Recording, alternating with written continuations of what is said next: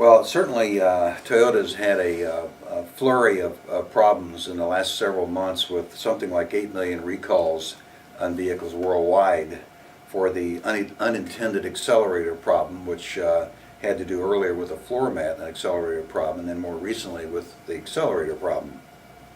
And obviously, I think everybody knows that Toyota has achieved the #1 position in the automobile world globally. And of course now that's going to be hit a little bit because they took that position away from GM several years ago, or actually a couple years ago. But now more recently they're sitting on top of the perch, if you will, as the #1 auto manufacturer, depending on how the more recent recalls impact them over the longer term. I think a lot of people realize that Toyota has a rather cultish consumer body, and they're really stay with them more so than loyalty for other American manufacturers, so that will help them. But I think it's probably appropriate to mention a few things with regard to the earlier scenario that Toyota had, and that had to do with the accelerator problem, what was phrased the unintended accelerator problem. And I think from a PR perspective, they dug themselves a hole. That's partially due, I think, in terms of the nature of the way that the Toyota company is organized in a very centralized structure, and all the decisions have to go back to Japan to be made, and unfortunately that takes very valuable time. And I think it's also safe to say that the U.S. media literally ate them alive in the first few days because they were reactive and didn't have the answer, and they were putting dealers in very precarious positions because they had no answers for the consumer, and the hotlines were not delivering responses that consumers would like to understand. And of course they were called to Washington, D.C. in front of the National Traffic Safety Committees and grilled, I guess is the appropriate way to say that, and eventually they were, I think, levied about a $16.5 million fine, which is peanuts compared to the overall revenues that they're generating.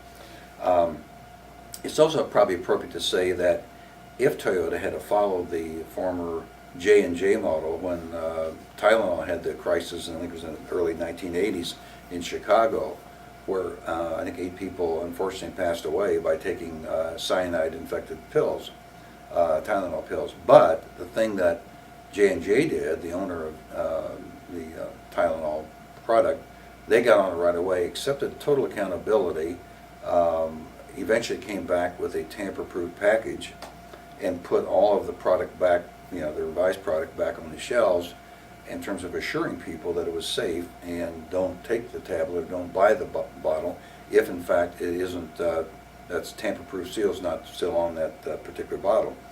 As a result, and there's always a result, negative or positive, the numbers would say that the market share, which had gone down initially a little bit early, went off the charts for Tylenol.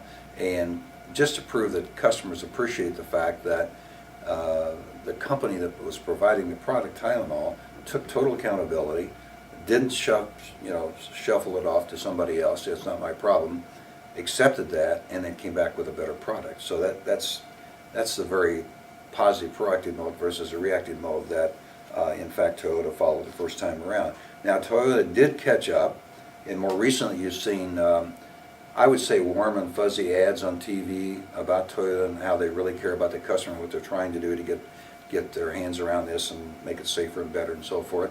And they've also put in very expensive full-page ads in both the Wall Street Journal and the New York Times, which I'm sure some of you have seen, as well as other major newspapers around the world.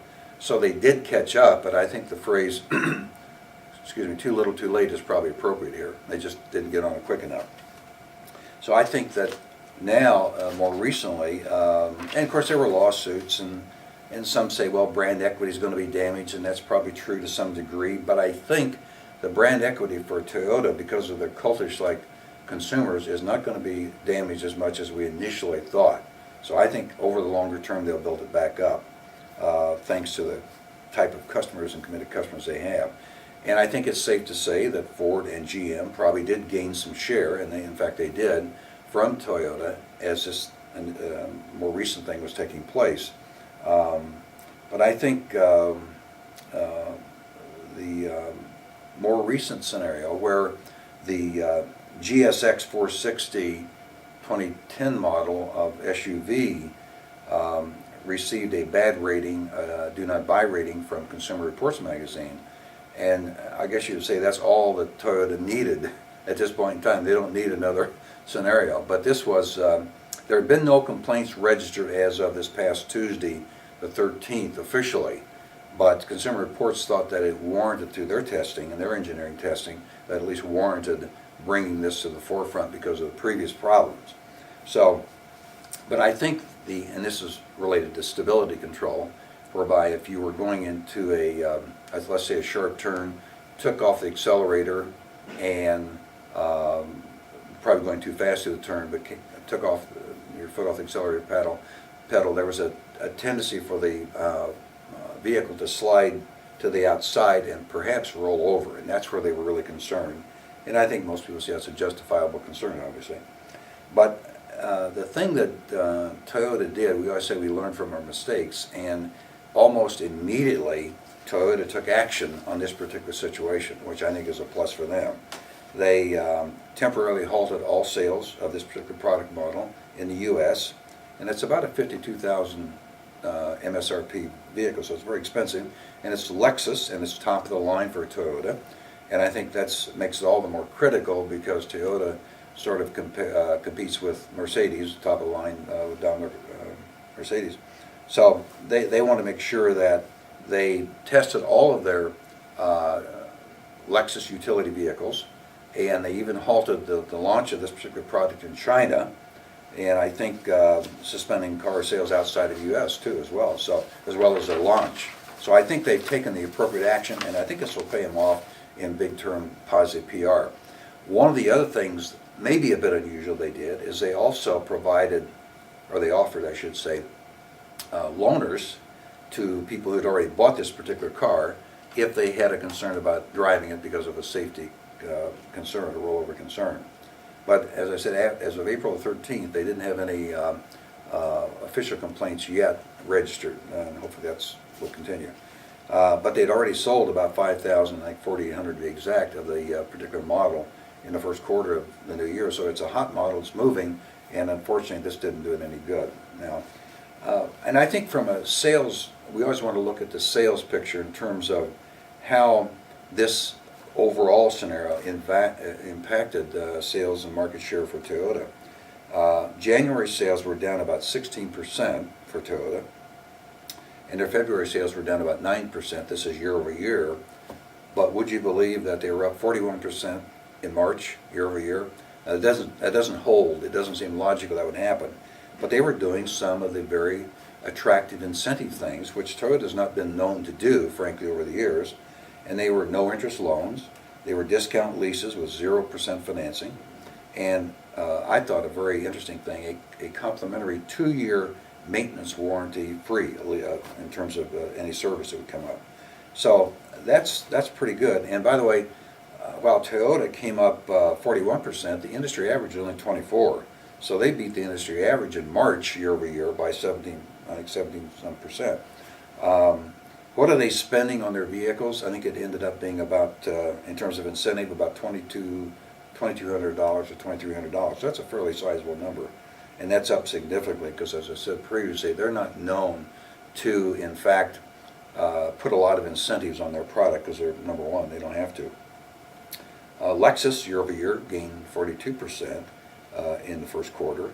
And oddly enough, 60% of the sales in the first quarter went to past customers. So that says there's a very strong loyalty relationship with the customer base, the core customer base, back to Toyota. And that's going to prove out very helpful. Now, the Prius, the hybrid car, the sales are down on that because of the previous situation. So I guess you look at the damage assessment and say, you know, what in fact is a damage assessment. I think we could sum it up by saying they didn't do well in January and February, year over year. They did extremely well in March. Now the question is, will this positive trend continue into April? And they are going to continue some of the incentives into April, which again is unlike them, but times are different today. And I think that, you know, we always thought that, at least the base thought that Toyota could do no wrong, and unfortunately they have come in troubled times here. Of course, in 2009 was the first year they ever lost any money, and the prediction is, and the outlook is, that they'll lose money at some level, we don't know exactly what yet, in terms of 2010 because of the problems. The forecast is they would sell about 1.5 million vehicles this year versus 1.8 last year, which is about a negative trend downward of 13%. But my own personal opinion is that because the customer base is so strong and so loyal to the company and to the brand, and that they will come back from this, probably not as well in 2010, but certainly 2012 and beyond, 11 and 12 and beyond, they should be maybe right back on target. We don't know yet in terms of the number one ranking, in terms of the automobile companies globally, whether that'll be impacted or not. I would say they'll probably still stay number one. But I think above all, it certainly puts not only Toyota but all the other companies on a warning, if you will, to, if you have a problem, get it out in the open, get it PR'd, get it fixed, tell the consumer base and the general public what you've done to fix it, and I think the end result will probably come back very positive to you. So yes, they had a problem, but yes, I think they're on top of it, and I do think that they've got the right things going for them right now.